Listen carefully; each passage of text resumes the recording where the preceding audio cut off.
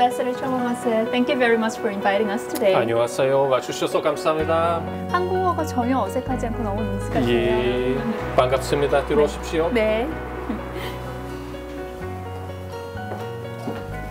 이쪽으로 오십시오. 네. 한국말 정말 잘하시는데요. 한국어 배우신 지는 어느 정도 되셨어요? 예, 좀 오래됐습니다. 사실은 1990년대부터 한국말을 배웠고 네. 한국에서 시간을 많이 보냈고 한국말을 열심히 땀 흘리면서 배웠습니다. 네, 너무 이쪽으로 잘하세요. 오십시오. 예, 감사합니다. 이쪽으로 오십시오. 네. 아, 여기가 대사님 집무실이군요. 맞습니다. 한국어로 책도 쓰셨다고 들었어요. 예, 사실은 저 한반도 헝가리 관계사에 깊은 관심을 갖고 있고 네. 이런 식으로 이 분야를 제가 열심히 연구해서 그 책 몇 권을 제가 한국말로도 냈습니다. 네. 이쪽에 보시려면 이거는 1950년대 얘기입니다. 그 당시에 네. 부다페스트에 북한 유학생 1000명 정도 있었고 그때는 헝가리하고 북한의 문화 교류도 좀 아주 잘 됐습니다. 그래서 이 분야를 제가 열심히 연구했고 네. 책으로 냈습니다. 네. 그래서 이쪽으로 보시면 1950년대 부다페스트에 유학생활 보낸 북한 학생들입니다. 이쪽으로 보시면은 바로 헝가리인 최초의 한국학 학자 쇼베니얼라달이라고 하고 북한 유학생들을 가르치는 선생님이었습니다. 네. 그리고 이 학자분이 최초의 헝가리어 한국어 사전을 바로 준비한 사람이었습니다. 아, 그러시군요. 예. 학생들이 어려 보여요. 초등학교 학생으로부터 대학생 때까지 네. 학생이 많았습니다. 네, 그랬군요. 대사님, 그럼 저희 자리를 옮겨서 더 많은 이야기 나눠볼까요? 그렇게 합시다. 네. 기대가 많습니다. 네. 그럼 이쪽으로 오십시오.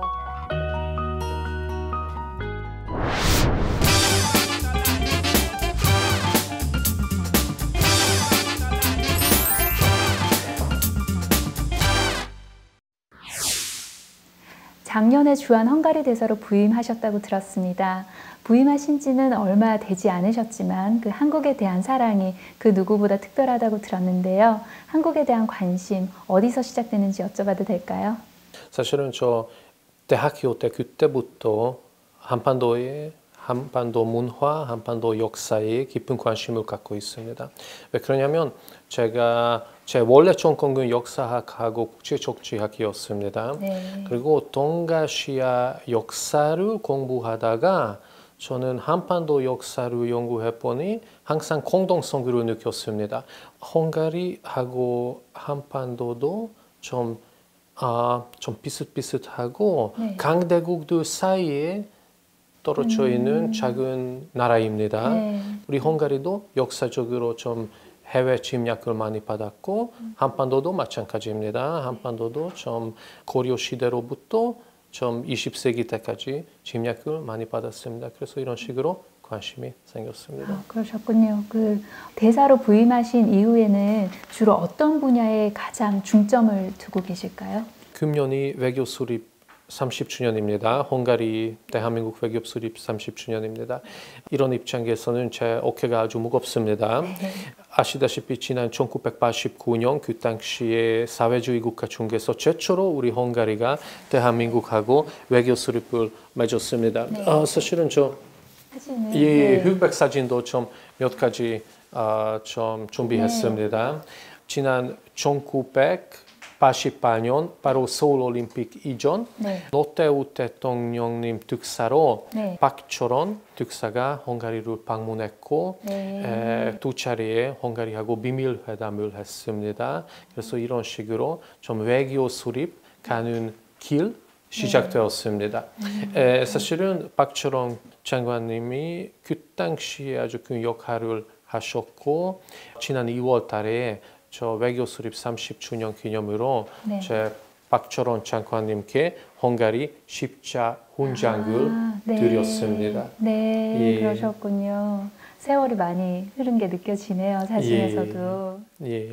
그리고 금년은 외교 수립 30주년 기념이니까 목적이 많습니다. 물론 다양한 문화 행사가 있고 또한 우리나라 정부가 결정하는 대로 우리 헝가리가 금년에 연말까지 헝가리 문화원 열릴 겁니다. 그래요? 그래서 서울에서 좀 아주 좋은 위치에 네. 헝가리 문화원이 문 열릴 겁니다. 위치가 어딘지 살짝 공개해 주실 수 있을까요? 지금 상관육번이 명동에 네. 있을 겁니다. 네. 그 위치를 제가 직접 찾았습니다. 네. 또 중요한 목적 한 가지는 아직도 헝가리 부다페스트 서울 직항선이 아직 없었어요. 네. 그래서 지난 몇 달 동안에 우리 주한 헝가리 대사관이 애를 많이 쓰고 정확한 얘기를 이 자리에 제가 좀 공식적으로 아직 얘기해 드릴 수 없지만 아마 빠른 시일 내에 좋은 소식이 있을 겁니다. 그러면 기대해 보겠습니다. 네. 대사님께서는 지금 현재 북한 대사도 겸하고 계신다고 들었는데요. 이곳에 머무시면서 그 북한 대사 역할은 그럼 어떤 식으로 겸임하고 계신지 좀 설명 부탁드리겠습니다. 3개월, 4개월마다 한 번씩 정도 평양으로 넘어가고 일 좀 보고 좀 토론하고 다시 서울로 올 겁니다. 솔직히 얘기해 드리냐면 이렇게 평양 갈 때 외교관들 입장에서는 외국인 입장에서는 평양이 너무 가까우니까 바로 우리 차를 타고 2시간 반 동안 바로 평양으로 가게 되면 아주 좋겠습니다. 근데 이렇게 될 때까지 그 유감스럽게도 중국 동에서 갈 수 있습니다. 북한 같은 경우에는 헝가리 대사들은 한 특별한 롤가 하나 있습니다. 6.25 전쟁 그 당시에 북쪽에서 다친 사람이 많아서 헝가리가 의료단을 보냈습니다. 사실은 1950년, 57년 사이에 북한에서 헝가리 의사하고 헝가리 간호사들 다 합쳐서 한 300명 정도 일을 했습니다. 병원 하나도 설립했습니다. 그 병원 위치가 어디냐면 사리본시였습니다. 그리고 57년까지 헝가리 의사들 활동했고 그때부터 공식적으로 헝가리하고 그 병원이 공식적으로 관계가 없지만 헝가리 대사들은 북한 방문할 때 보통 그 사리본시 병원까지 내려가서 그 상황을 좀 보고 그리고 지난 수십 년 동안 가끔씩 헝가리 시민 단체들은 좀 뭐 제약 같은 거,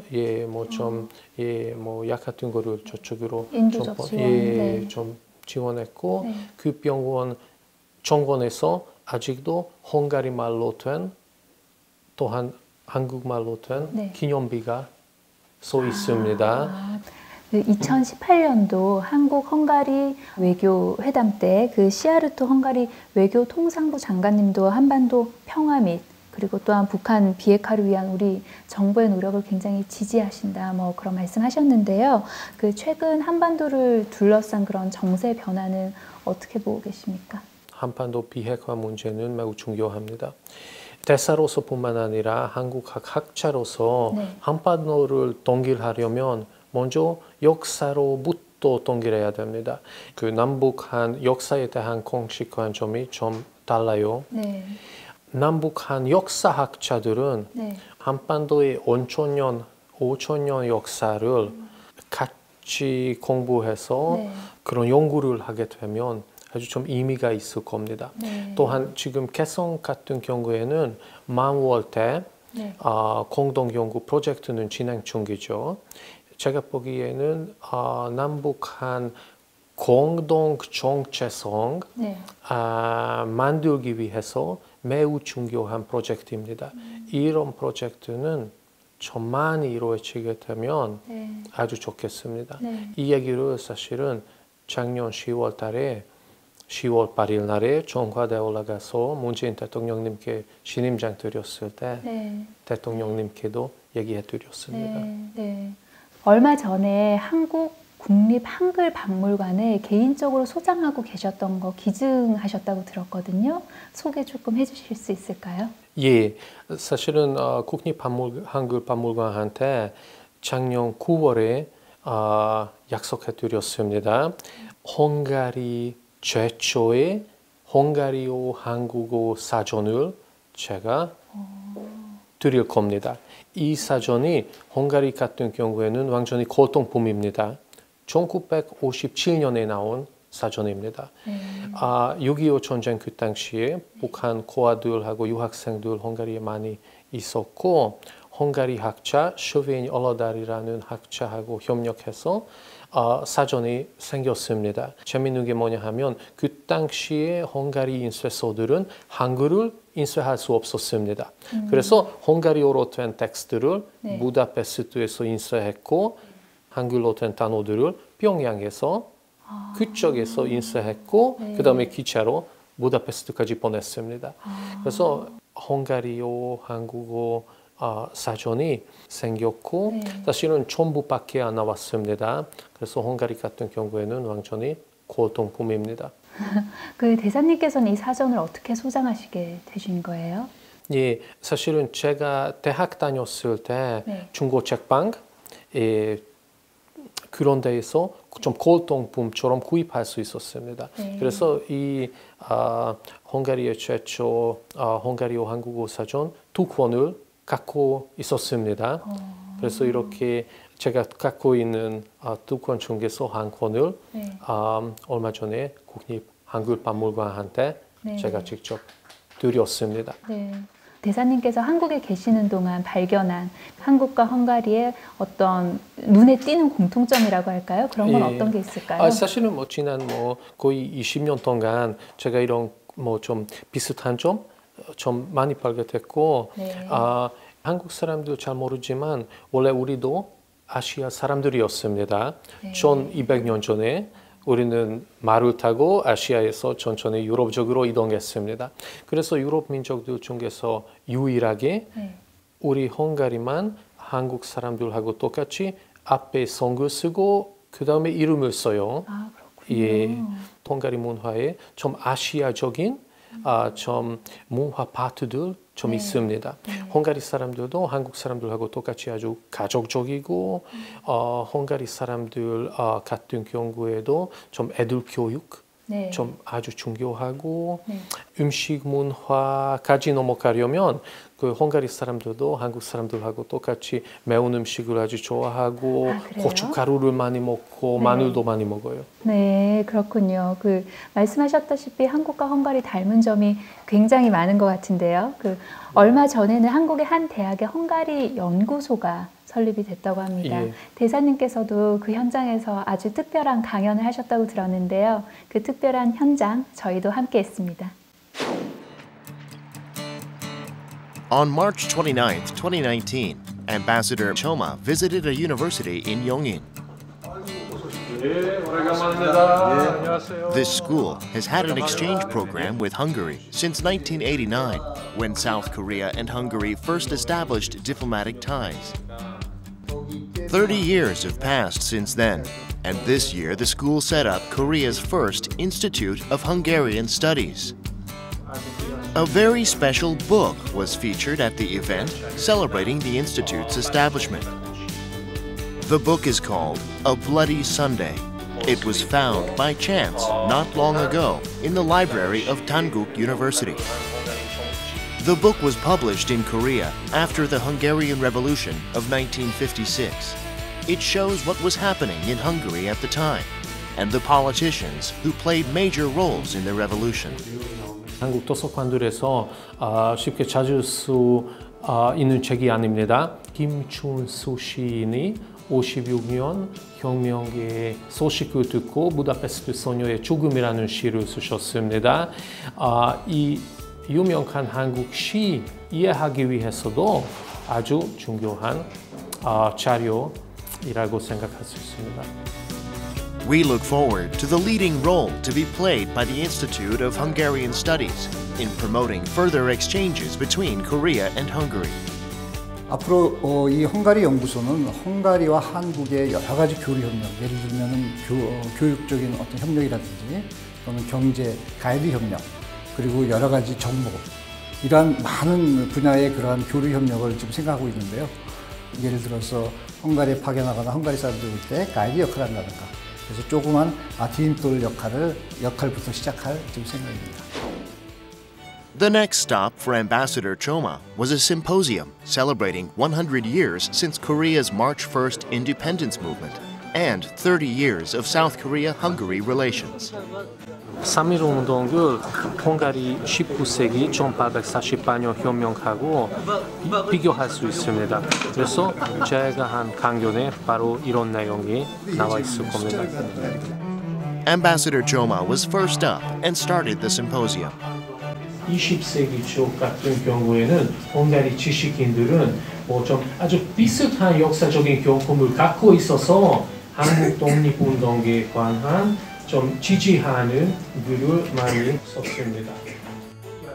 Although geographically far apart, Korea and Hungary share a history of, at one point, losing sovereignty over their country to a stronger power. Students listened intently to his lecture, looking back at the history of the two countries that had to fight for their own independence. Ambassador Choma's lecture today educated the participants about the similarities between Korea and Hungary, and it also brought them closer together. 헝가리는 되게 관광하기 좋은 나라라고 생각을 했는데 자유를 위해 투쟁을 했던 역사가 있다는 것도 알게 되었고 그걸 위해서 많은 분들이 열심히 일하셨다는 것도 알게 된 것 같습니다. 사실은 학생이 많이 와서 참 좋았습니다. 그리고 우리 헝가리 역사, 헝가리 문화에 관심이 많아서 저 대사로서뿐만 아니라 헝가리 국민으로서도 참 기쁜 일입니다. 그 VCR 보니까 대사님께서 한국과 헝가리의 어떤 그 유사한 역사에 관련해 가지고 강연을 하셨던 것 같은데요.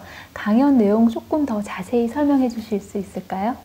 예, 19세기 1848년, 49년 헝가리 대표적인 독립운동하고 3.1 운동을 좀 비교했고 이런 식으로 강연을 했습니다. 한국 사람도 잘 모르지만 울사조약 3년 뒤 1908년에 최초로 한반도에서 헝가리를 소개한 책이 한 권이 나타났습니다. 그 책이 바로 헝가리 애국자 칼소사전이라고 헝가리 대표적인 독립운동가 코슈트 라요시라는 1848년, 49년에 헝가리 독립운동을 지도한 사람을 소개한 책이었습니다.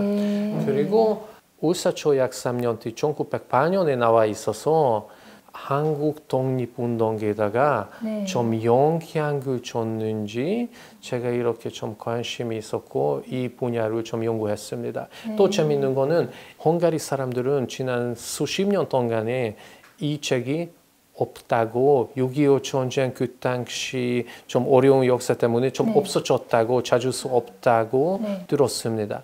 근데 다행히 작년 10월 달에 이화여자대학교 도서관에서 이 책을 제가 직접 찾게 되었습니다. 그리고 지난번에 강연할 때 이 책 내용도 소개해드렸습니다. 네, 그러셨군요. 헝가리와 한국 이야기 조금 해볼까요? 작년 상반기 같은 경우는 헝가리 투자국으로 한국이 1위를 차지할 만큼 두 나라가 정말 경제 교류에 있어서는 이보다 더 활발할 수는 없을 것 같은데요. 최근에는 대기업뿐만 아니라 중견 기업들도 많이 진출을 했다고 들었습니다. 우리 한국 기업들이 헝가리에서 어떤 입지를 차지하고 있는지 궁금합니다. 사실은 외교 수립 그때부터 대표적인 한국 대기업들은 헝가리에 나와 있습니다. 왜 이 기업체들은 헝가리를 찾으냐면 헝가리의 위치가 아주 좋아요. 유럽 지도를 보면 헝가리는 딱 유럽 가운데 있어서 그 유럽 동쪽으로도 서쪽, 북쪽, 남쪽으로도 다 쉽게 갈 수 있습니다.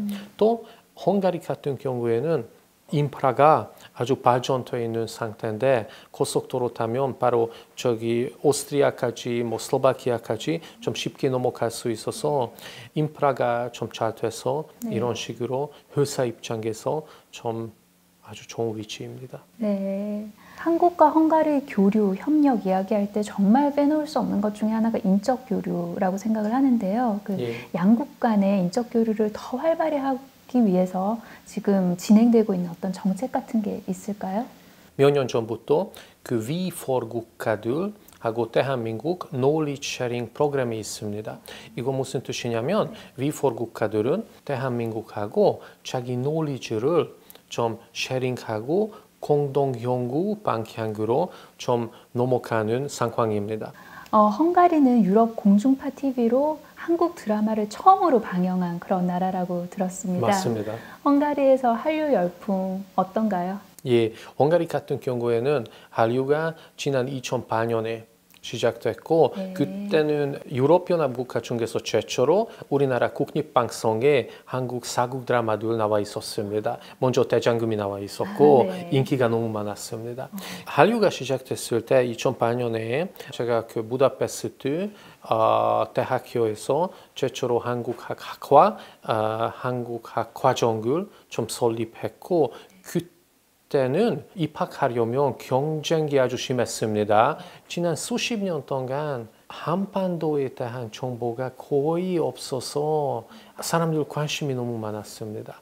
또 한국 문화를 보니 아주 좀 프레쉬 분위기가 있습니다. 뭐가 새롭다. 네, 네. 이런 분위기도 있어요. 네. 그런데 역사적으로 보면은 한국학 학자로서 느끼는 게 또 한 가지 있습니다. 사실은 1950년대 6.25 전쟁 그 당시에 헝가리 사람들은 최초로 아리랑, 백두산, 이순신 장군, 한글, 한민족의 이런 대표적인 심볼들을 최초로 알게 됐고 그래서 50년대 그 당시에 약간 한류의 그 first 이벤트가 있었고 또 2008년에 저기 한국 드라마 또한 한국 K-pop 한국 대중문화 중심으로 이렇게 한류가 정말 시작됐습니다. 이렇게 얘기할 수 있었습니다. 네. 그 헝가리 내에서 한류가 이렇게 뜨거울 뿐만 아니라 한국 내에서도 그 헝가리가 관심 있는 그런 여행지로 2위로 급부상할 만큼 그렇게 관심이 뜨거운데요. 그 헝가리 관광하면 일반적으로 부다페스트의 아름다운 야경 이걸 떠올리기가 쉬워요. 근데 대사님께서 좀 숨은 관광지 몇 가지 좀 소개해 주실 수 있을까요? 뭐 부다페스트 같은 경우에는 국회의사당 물론이고 또 부다페스트 시민공원 같은 경우에는 한국 애국가를 작성한 안익대 선생, 안익대 선생 동상도 나와 있습니다. 한국 사람도 잘 모르지만 안익대 선생이 1939년, 40년 사이에 부다페스트에서 유학 생활을 좀 보내셨고 헝가리 클래식 음악을 좀 연구하셨습니다. 또 부다페스트에서 좀 멀리 떨어져 있는 위치를 보면 그 볼라톤 호수 옆에 있는 헤비즈이라는 동네가 있습니다. 그쪽에서 유명한 온천이 있습니다. 옛날부터 온천 문화로 유명한 지방입니다. 또한 헤렌디라는 동네도 좀 유명합니다. 헤렌디라는 동네에 헝가리 대표적인 헤렌디 도자기 만드는 공사가 있습니다. 그쪽에서 도자기 만드는 과정을 직접 볼 수 있고 문화 체험도 해볼 수 있고 앞으로 한국인 관광에도 더 많이 오게 되면 좋겠습니다. 네, 대사님 오늘 저희 초대 응해 주셔서 너무 감사드리고요. 그리고 대사관으로 또 저희 초대해 주셔서 또 감사드립니다. 역사학자로서 그리고 주한 헝가리 대사로서 앞으로 대사님 활약 더욱더 기대하겠습니다. 고맙습니다. 예, 감사합니다. 와주셔서 감사합니다. 고맙습니다.